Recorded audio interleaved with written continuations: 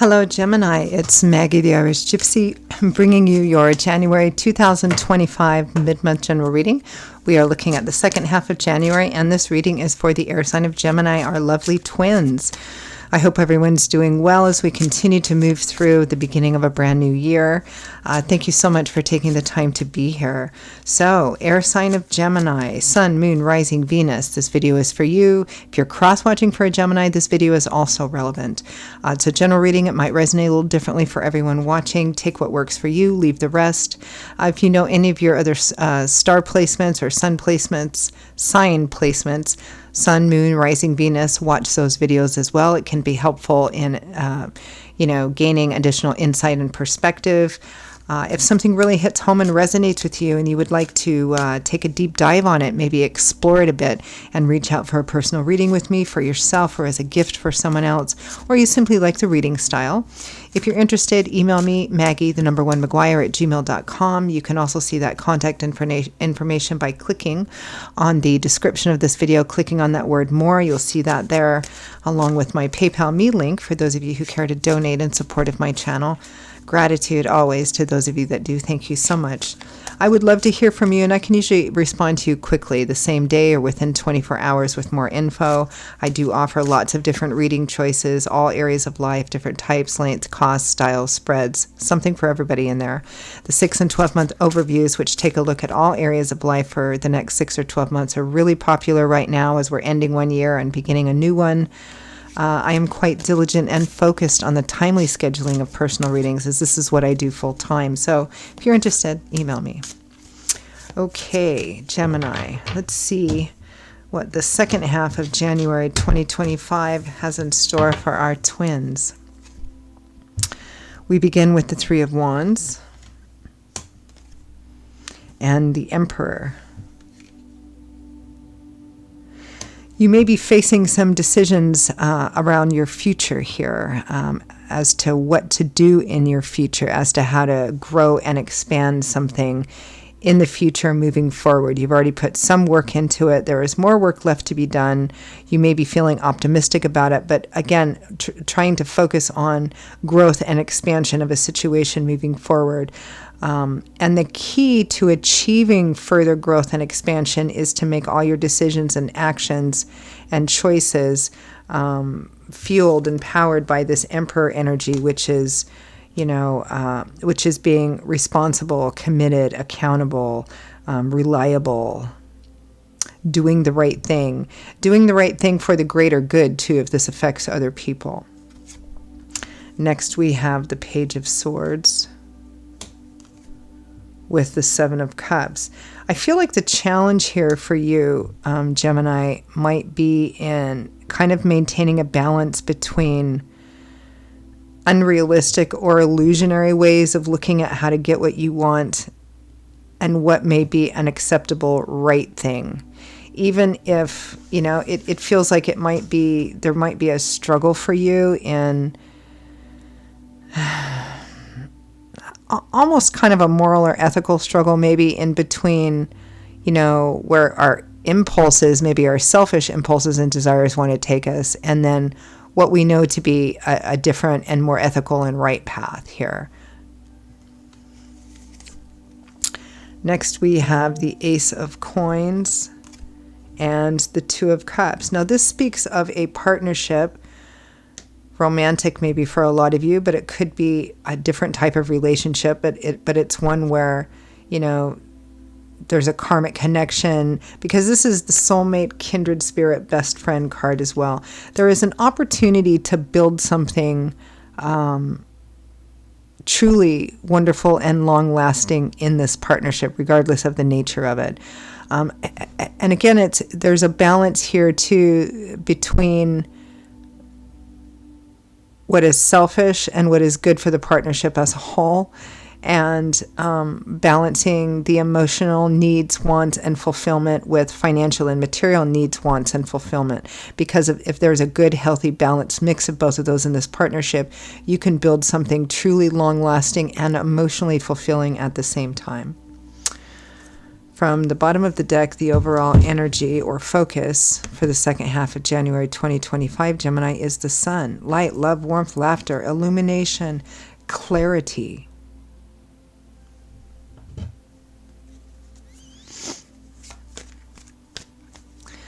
Also, some pressures, maybe previously heavy or restrictive pressures, being uplifted as well, because a truly great partnership, whether it's business, whether it's love, whether it's best friend, means that you guys have each other's backs, right? During good times, during challenging times, or hard times. You know, they say a burden shared is a burden lessened here. So, all right, let's take a look at the sun.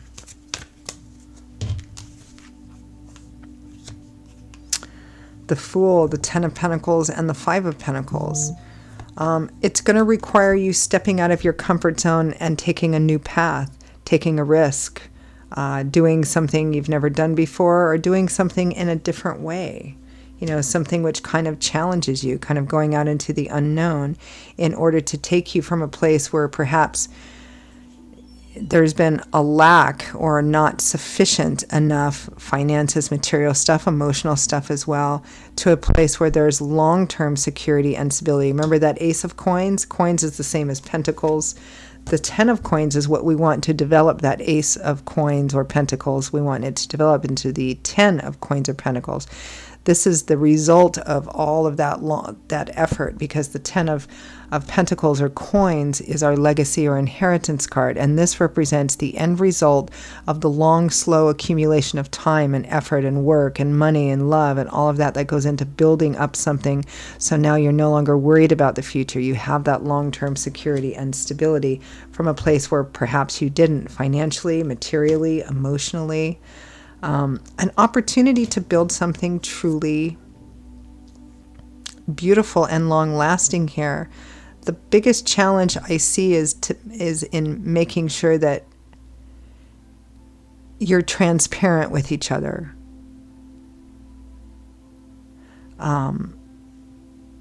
That you're transparent about your strengths, that you're transparent about your weaknesses, not only to the other person, but also to yourself as well. You know, if you have a tendency to be more self-oriented or more selfish, you know, it's about kind of being honest with yourself about that and realizing that the repercussions and ramifications of the choices and decisions that we make and the actions that we take can have an effect for good or for bad on the people around us as well.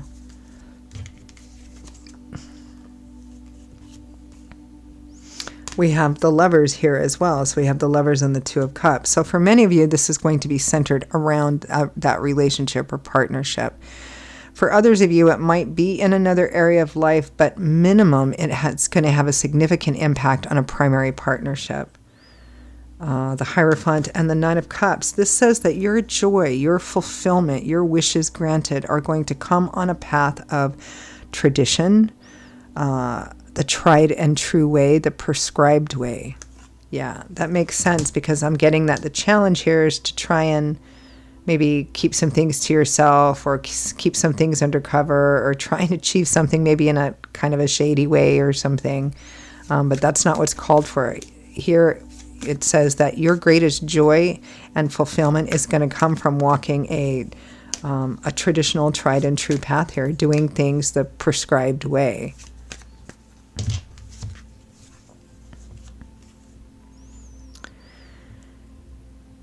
Ace of Wands, Five of Swords. Again, some cautionary energy here, Gemini, about being careful about how you proceed through this. Because our actions have a consequence, and often the consequence is not just for ourselves, but on the people around us.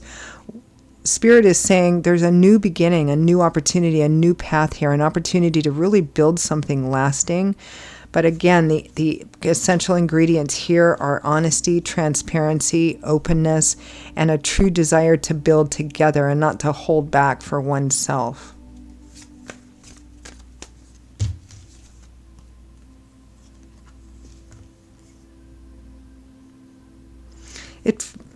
Four of Cups, Judgment.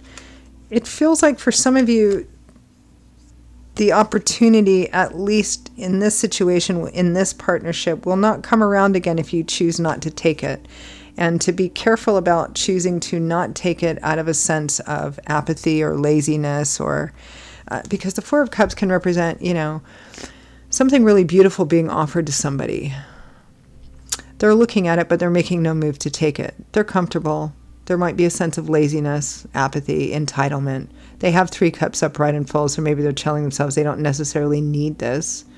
It can also be a card that represents taking what you have for granted, taking it for granted that it will always be there, or that the opportunity will always be there, when in fact it won't. So choose carefully, choose carefully. Interesting reading. All right, let's end with any advice, guidance, feedback from Spirit.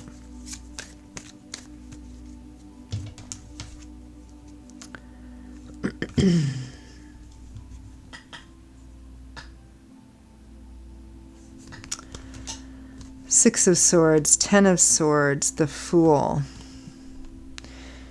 It's time to let go of old belief systems, old ideologies, old ways of operating, old ways of protecting and guarding yourself, which I think were adopted in the past as a response to some kind of hurt or pain or catastrophe or something breaking down.